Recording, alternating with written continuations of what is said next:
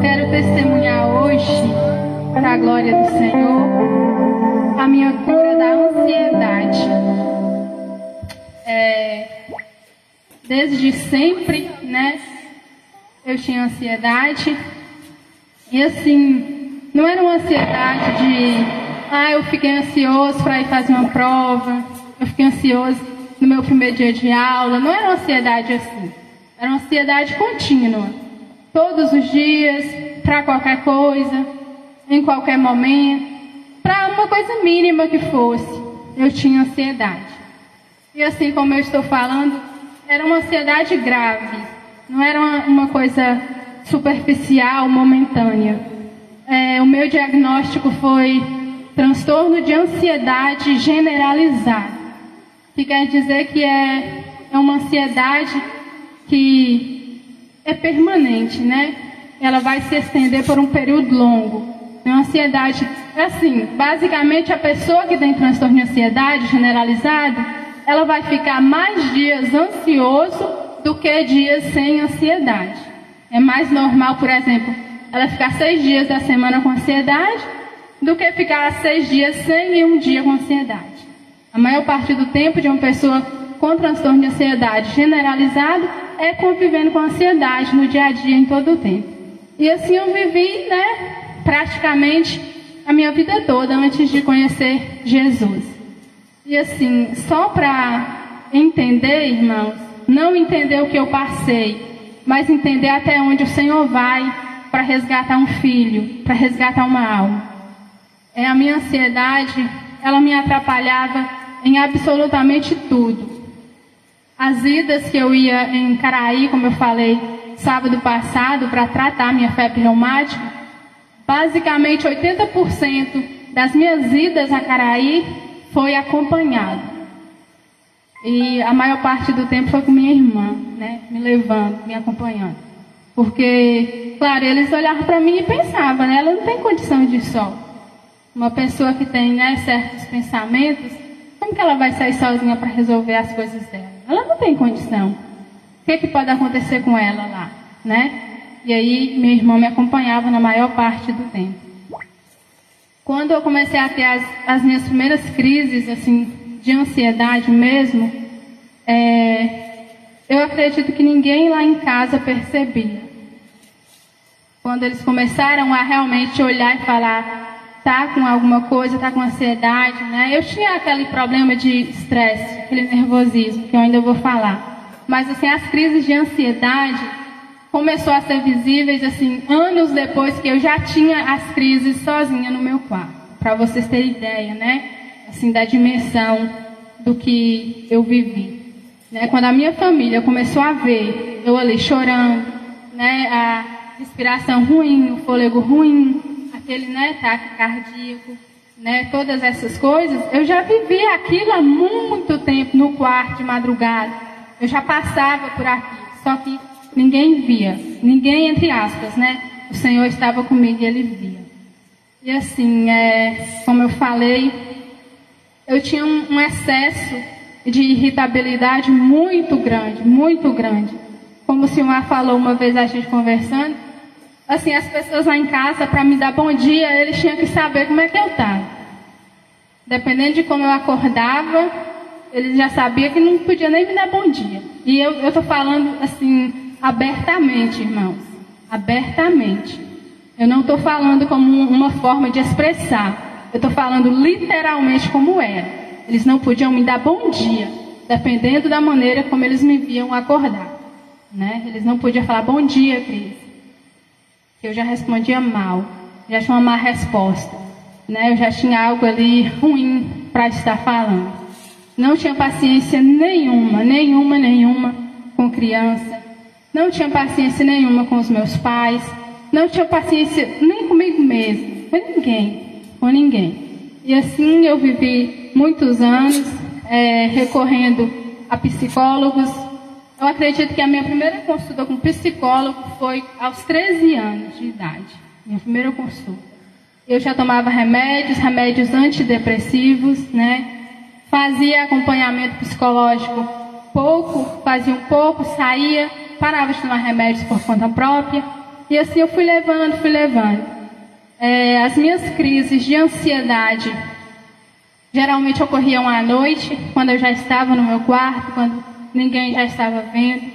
Eram crises de chorar e de me contorcer, e de me cortar, e de falar: Senhor, por que o Senhor não me leva? Por que o Senhor não me leva? Porque eu não consigo entender ninguém consegue me entender. Eu não tenho paciência com minha mãe, eu não tenho paciência com meu pai, não tenho paciência com ninguém. Por que o Senhor não me leva? Não tem por que eu estar aqui. Eu questionava, eu falava com o Senhor. E é interessante isso porque nessa época eu já tinha o hábito de fazer orações, né? Claro que era algo assim, mais preso ao tradicionalismo que eu vivia, né? Não era essa coisa de você realmente tirar um tempo para orar, né? Eu orava quando eu ia dormir. E pela manhã, né, a gente fazia o sinal da cruz e pronto. Não tinha essa coisa de, eu vou tirar um momento ali, 3 horas da tarde para me orar, eu vou estar lavando vasilha, eu vou estar conversando com o Senhor. Não tinha isso, mas eu tinha esses momentos. Eu sempre, antes de dormir, eu tinha esse costume de fazer orações. E aí também eu comecei a ler a palavra.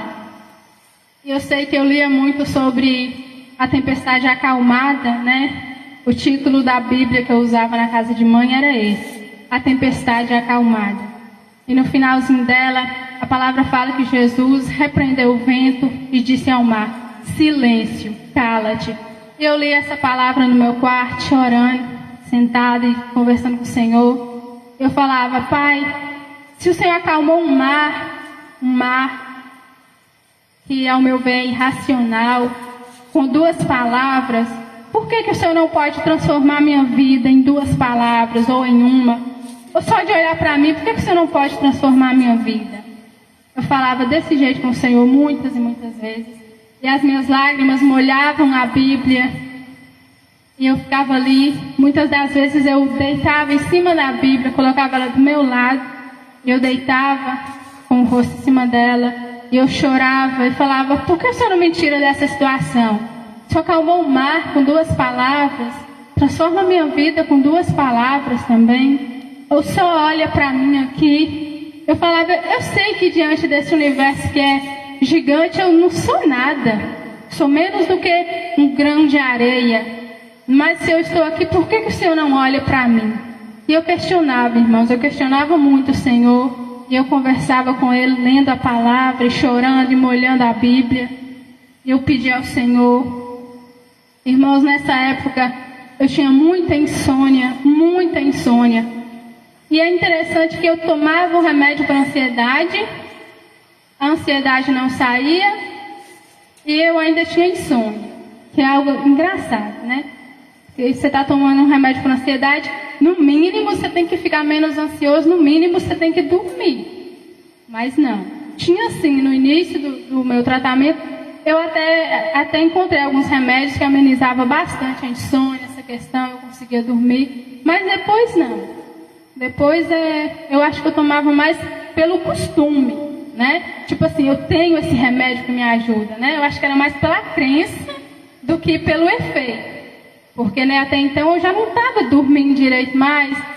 Loura deve lembrar, às vezes o carro ia vir buscar a gente tipo 9 horas da manhã para ir para Caraí.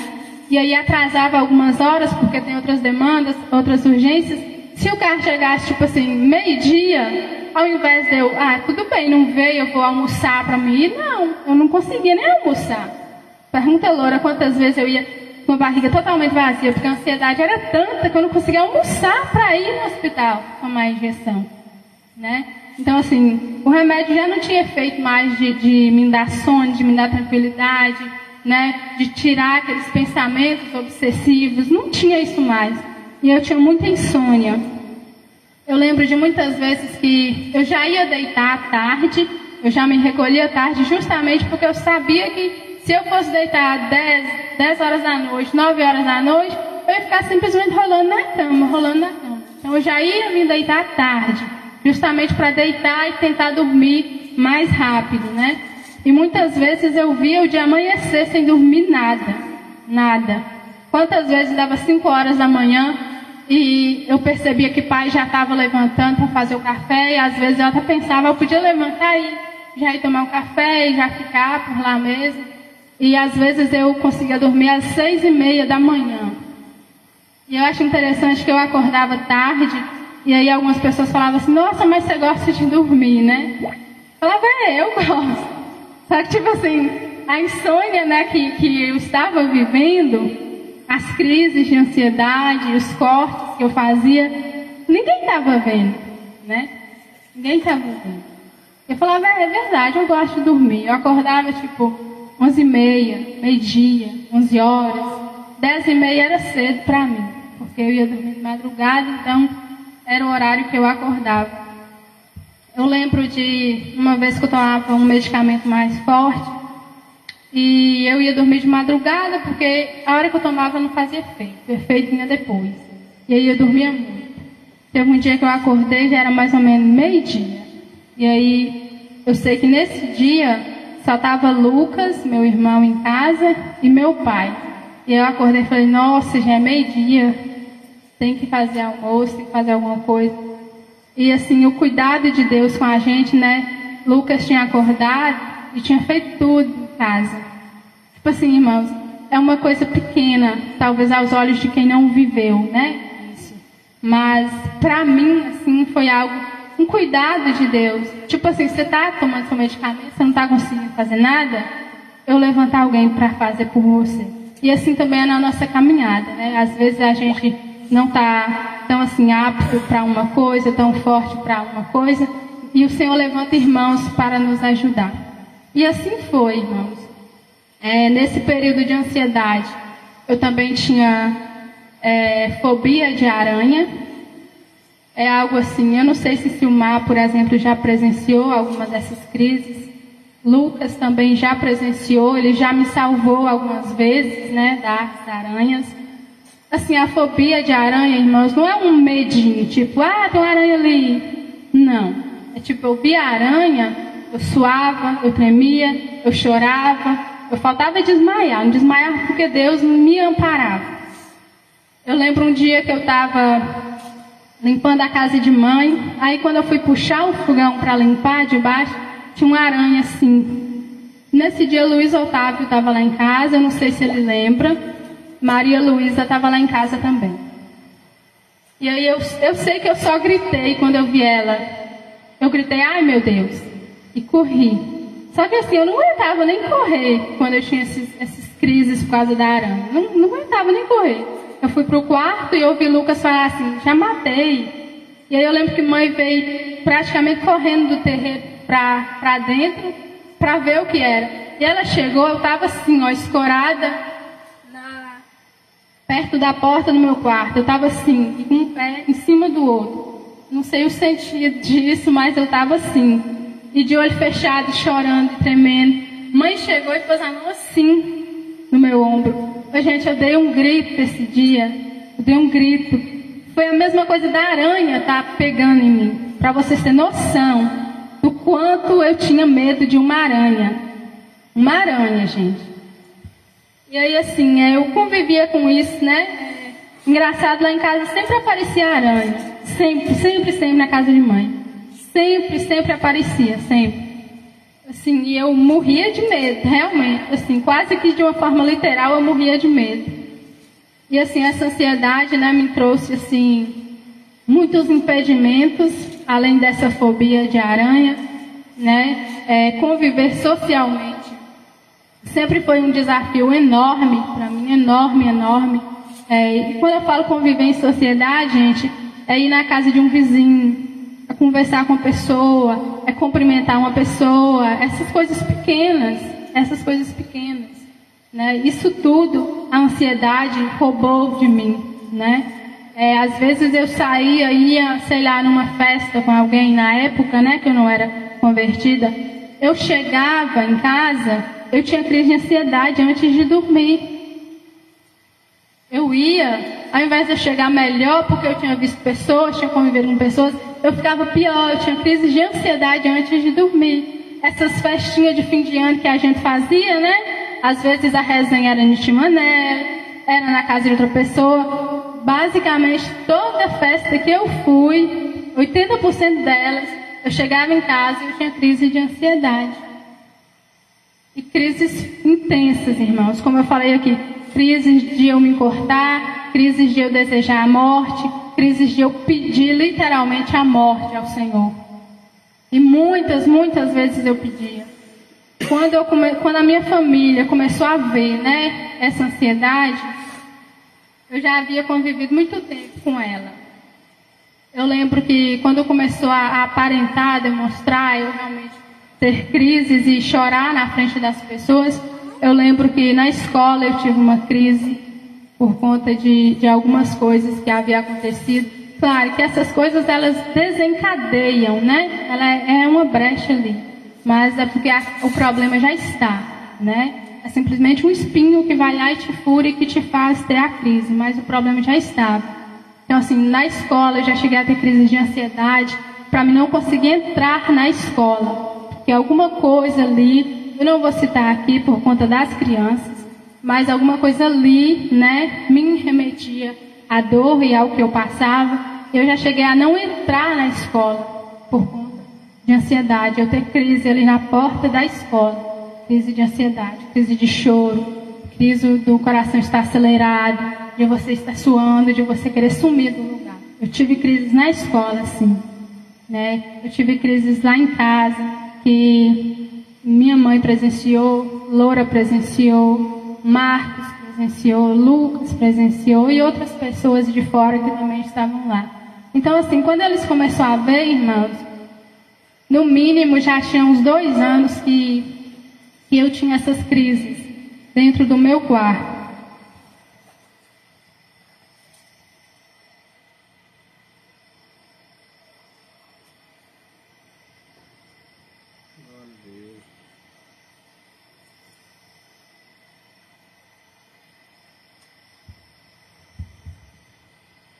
E assim, irmãos, eram crises constantes. Teve uma época da minha vida que era raro eu dormir sem chorar. Era raro. Teve uma época assim eu acho que foi até uma época que eu me aproximei mais de Loura, que ela começou a ver, né? E uma época que a gente se aproximou mais. E era raro eu dormir uma noite sem chorar. Eram constantes as crises, era constante a dor, era constante o sofrimento. E eu sempre lia a palavra do Senhor, não tinha entendimento nenhum, mas eu sempre lia, sempre tentava me refugiar naquilo que eu estava lendo ali, sempre tentava buscar ao Senhor, mesmo nas minhas fraquezas e fragilidades. Foi um momento difícil, muito difícil. Muitas vezes eu pensava em desistir realmente, muitas vezes eu queria fazer algo realmente contra a minha vida. Muitas vezes eu cheguei a pensar. Muitas vezes eu quis tentar. Alice, minha cunhada, presenciou uma crise também. Gente, eu cito esses nomes para que, se porventura eles estiverem ouvir a assistir os vídeos, eles se recordem, porque eles estavam presentes, eles viram, né, o que eu vivi. E para que eles venham crer no milagre que o Senhor fez na minha vida. A Alice, minha cunhada, presenciou algumas crises. Uma crise em que eu fui socorrida por Loura. Eu sinceramente não sei o que poderia ter acontecido nesse dia. Loura presenciou, ela sabe a gravidade que foi. Eu não sei o que poderia ter acontecido. Mas o Senhor me livrou e eu estou aqui para a glória do nome dEle. Irmãos, quando eu conheci Flávio, no dia 25 de junho de 2021, aí no mês de agosto do mesmo ano, eu me converti a Deus. Eu já participava de estudos, comecei a ir em cultos. Quando eu participei do primeiro culto na Igreja Batista, eu falei, eu quero ficar aqui, independente do que vai acontecer no meu relacionamento, eu quero ficar aqui. E aí, em dezembro de 2021, eu me batizei, passei pelas águas, confessei Jesus, me casei. E aí, quando nós nos mudamos, isso, irmãos, eu ainda tomava remédio para ansiedade. Só que, assim, nesse período da minha conversão, aconteceu algo assim maravilhoso, né? Flávio chegou para mim um dia e falou assim: você tem dormido bem, né? Gente, foi uma limpeza, foi algo assim tão profundo que o Senhor fez em mim e eu não tinha nem me dado conta. Flávio precisou vir a mim e falar: você tem dormido bem, né? Aí uma luz acendeu aqui, eu falei: é verdade, eu estou dormindo bem, estou dormindo mais cedo. Realmente, minha alimentação, gente, minha alimentação era horrível, horrível. E minha alimentação também mudou, assim, acerca dos horários, né, que eu me alimentava, mudou bastante. Mas eu continuei tomando remédio. E aí, depois que nos casamos, ficamos um tempinho lá na outra casa. E em agosto de 2022, final de agosto, nós nos mudamos para a casa que a gente mora hoje. E assim, desde o início, eu sempre tive uma vida, eu sempre busquei uma vida de oração, de jejum e de leitura da palavra, que foi os pilares que Flávio apresentou a mim e eu quis, né, trazer para a minha vida. E aí um dia lá eu falei: eu não vou tomar esse remédio mais não. Aí eu parei. Só que quando eu parei, não veio as crises de ansiedade, não veio essas coisas, veio a irritabilidade. Eu ficava muito, muito irritada dentro de casa, um estresse, por qualquer coisa, aquilo me estressava. E eu olhava para a Flávia assim e falava: gente, eu não posso ficar desse jeito. Vou no trabalho o dia todo, chego em casa, a esposa está igual um limão. E aí eu voltei a tomar o remédio. Voltei a tomar. E aí eu fiquei calminha, fiquei de boa, ok. Aí depois falei: não quero tomar esse remédio, vou parar. Parei. E aí eu tornei a ficar estressada, tornei a ficar nervosa, tornei a ficar irritada. Voltei a tomar o remédio. E aí, quando você está em jejum, irmãos, o jejum é algo tão interessante, você tem mais sensibilidade para a voz do Senhor. Você está mais perceptivo para o mundo espiritual à sua volta. E aí o Senhor falou no meu coração: se toda vez que você chegar nessa etapa, nessa fase, você tomar seu remédio, você nunca vai parar de tomar ele. E aí de novo acendeu algo na minha mente e falei: é verdade. Porque 2 vezes eu cheguei na fase difícil e eu fui me refugiar no remédio. Então, se eu não enfrentar essa fase, eu vou estar sempre refém do remédio. Aí eu cheguei para Flávio, conversei, falei: Flávio, eu não vou tomar esse remédio mais. Falei: eu vou ficar irritada, eu vou ficar estressada, você já viu como é que é, mas eu não quero tomar esse remédio mais. Aí ele falou: o que você decidir, eu estou contigo. Falei: amém, não vou tomar mais não. E aí, irmãos, para a glória do Senhor, creio que isso foi em meados de novembro a dezembro de 2022, que eu fiz nessa transição. E eu parei de tomar o remédio.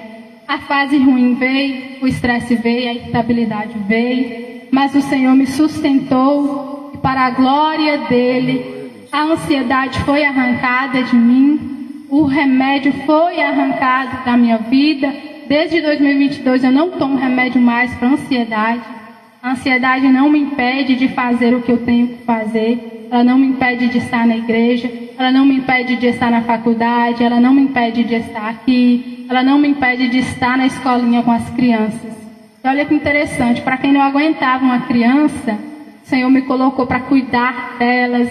E é algo que eu amo. E ainda por cima eu estudo pedagogia, né, gente? Para cuidar dos pequenininhos. E é algo assim que eu amo, de verdade. A fobia de aranha, o Senhor arrancou da minha vida. E foi algo interessante também, que eu estava chegando num culto, tínhamos feito um culto na rua, irmão Léo foi levar a gente em casa para guardar os instrumentos, e aí eu estava com a chave, quando eu fui abrir a porta, tinha 2 aranhas na porta. Aí eu tirei o chinelo do pé e matei as aranhas. E aí Léo falou assim: era aranha, Cris? Eu falei: era. Aí quando eu falei era, acendeu algo na mente, eu falei: uai, eu matei 2 aranhas.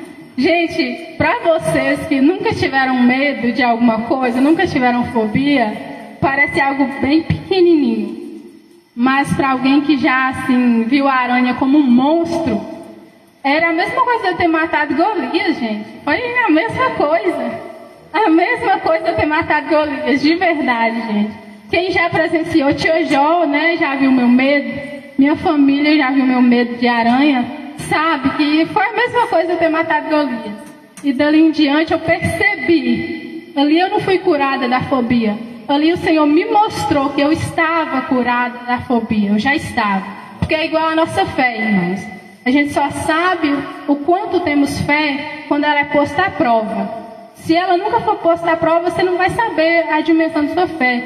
E ali foi a mesma coisa. O Senhor deixou as aranhas lá, para que eu entendesse que Ele já havia arrancado de mim o medo de aranha, a fobia de aranha. E para a glória do Senhor, irmãos, eu estou curada do transtorno de ansiedade generalizado.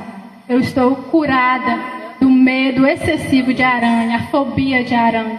Eu estou liberta, irmãos. Eu estou liberta do controle de remédios sobre a minha vida, para a glória do Senhor. Você que nos escuta nesta noite, se você passa por algo semelhante, coloque nas mãos do Senhor, porque é através dele que você será curado, libertado, transformado. Gente, remédio ajuda, terapia ajuda, mas quem cura é Jesus Cristo de Nazaré. Não procura cura num remédio que não pode te fornecer a cura. Não procura cura num psicólogo que pode te ouvir, que pode te aconselhar, mas que não pode te curar. O único que pode curar os seus traumas, curar os seus medos, curar tudo que há em você que te trava, que te oprime, é Jesus Cristo de Nazaré. Ele é o único que pode nos libertar, que pode nos salvar. Ele é o único que pode nos arrancar do poço, nos arrancar do poder das trevas, nos arrancar do poder da morte. Ele é o único, irmãos. Então creia no Senhor Jesus Cristo.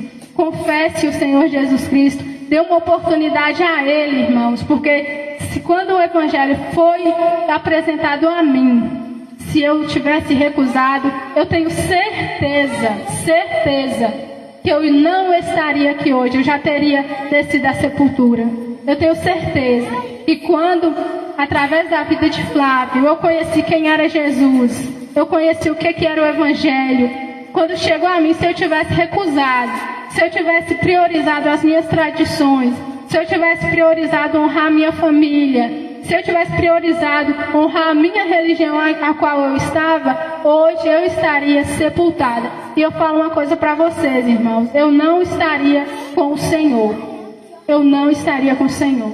Porque às vezes a gente acha que porque é bom, porque faz isso e aquilo. Ah, Cris, mas você sofreu tanto naquele quarto, você passou por tanta coisa naquele quarto. Se você tivesse morrido, o Senhor não ia ter misericórdia de você, não ia te salvar? Ele tanto teve que me fez conhecer Jesus. Se eu tivesse recusado Jesus, eu teria morrido e eu não teria ido para a glória dele. Então eu falo para você, a comunidade do Córrego dos Gomes não é inocente quanto a pregação do Evangelho, quanto a quem é Jesus Cristo. A comunidade dos Gomes não é inocente. Já tem 1 ano, né, que a gente prega a palavra aqui. O Córrego dos Gomes não é inocente.